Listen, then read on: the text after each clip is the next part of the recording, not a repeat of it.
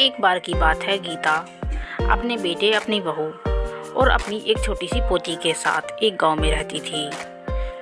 गीता एक दयालु औरत थी और ये गीता है, और जो पीछे बैठी हुई है वो गीता की छोटी सी प्यारी सी पोती है। गीता की बेटा और गीता की बहू घर पर नहीं है, ये दोनों ही घर पर फिलहाल मौजूद हैं।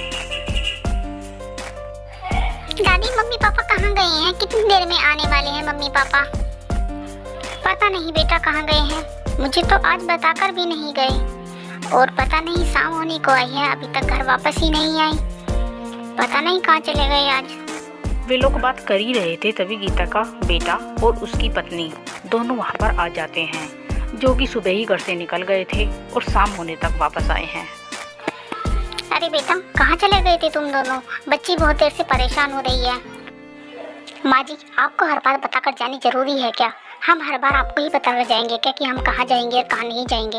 अरे अरे किरण, इतना गुस्सा क्यों कर रही हो? माँ पूछ ही तो रही है। चलो चलो सब अंदर चलो। कोई बात नहीं माँ, मैं चलो अंदर चल के बताता हूँ। अरे किरण, क्या हुआ? इतना गुस्सा क्यों कर रही हो? माँ पूछ ही तो रही थी। अरे माँ को अपने बच्चों की चिंता होती ही है, इसीलिए माँ पूछ रही थी। तुम इतना गुस्सा क्यों हो रही हो?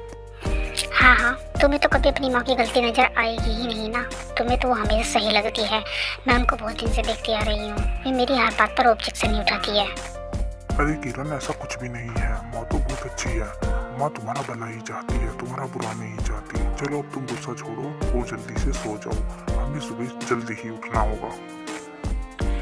फिर किरण और उसका पति दोनों आराम से सो जाते हैं। पूरी रात आराम से सोते रहते हैं।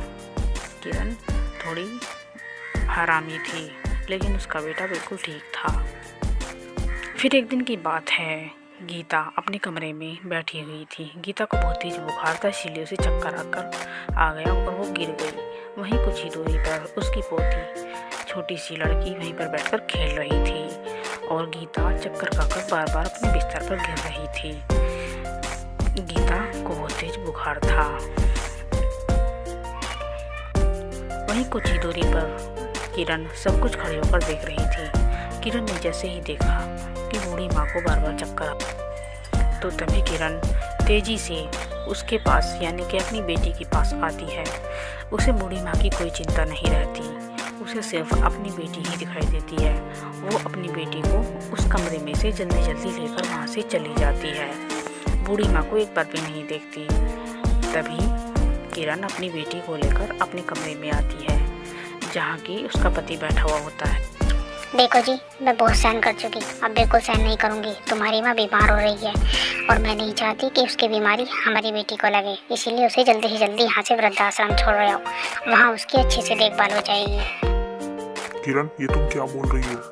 तुम्हें पता भी है तुम क्या बोल रही हो? मैं माँ को वृद्धाश्रम कैसे छोड़ाऊँ?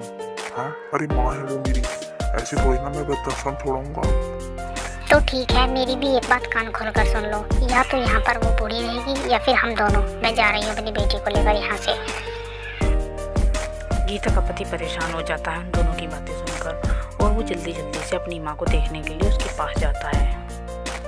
तो फ्रेंड्स, जब तक मेरे पापा मेरी दादी से मिलकर वापस आते हैं, जब तक आप मेरा चैनल सब्सक्राइब कर दीजिए और हाँ, बेल आइकन प्रेस करना बिल्कुल ना भूलें, ताकि सारी नोटिफिकेशन आपको मिलते रहे और आप हमारी वीडियो मजे से देखें।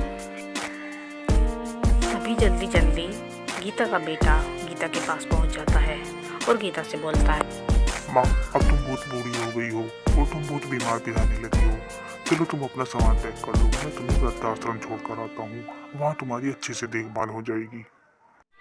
ठीक है बेटा, जब तुम मुझसे परेशान आ ही गया है तो ठीक है, मैं वृद्धाश्रम चली जाती हूँ। और फिर गीता और गीता का बेटा दोनों वृद्धाश्रम के लिए निकल पड़ते हैं। वे अपना अपना बैग पैक करते हैं और दोनों वृद्धाश्रम के लिए निकल पड़ते हैं। जैसे ही वे वृद्धाश्रम के लिए निकलने पड़ रहे थे, तभी रास्ते में उसकी पत्नी और वो उसे रोक लेते हैं। अरे, तुम अपना बैग लेकर कहाँ जा रहे हो? मैंने तो सिर्फ माँ को छुड़काने के लिए बोला था, तुम्हें जाने के लिए नहीं बोला था। जब इस घर में मेरी माँ के लिए कोई जगह नहीं है, तो फिर मैं भी इस घर में रहकर क्या करूँगा? तुम अपनी बेटी के साथ ही इस घर में रहना और पूरा एंजॉय करना। मैं अपनी माँ को लेकर यहाँ से जा रहा हूँ। हम दोनों वृद्धाश्रम में रहेंगे और खुशी से रहेंगे। नहीं नहीं, ये आप क्या कर रहे हैं? मुझे छोड़ के मत जाइए प्लीज़। मुझे अपनी गलती का एहसास हो गया है। माँ जी को भी यहीं रहने दीजिए, हम सब साथ मिलकर रहेंगे। मुझे माफ़ कर दीजिए। अरे अरे बेटा, तुम नीचे क्यों बैठ गई? उठो उठो, घर की लक्ष्मी नीचे नहीं बैठा करती। तुम तो हमारे घर की लक्ष्मी हो, इस घर की बहू हो, तो तुम्हें नीचे ही बैठना अच्छा नहीं लगता, शोभा नहीं देता, इसीलिए तुम उठ जाओ।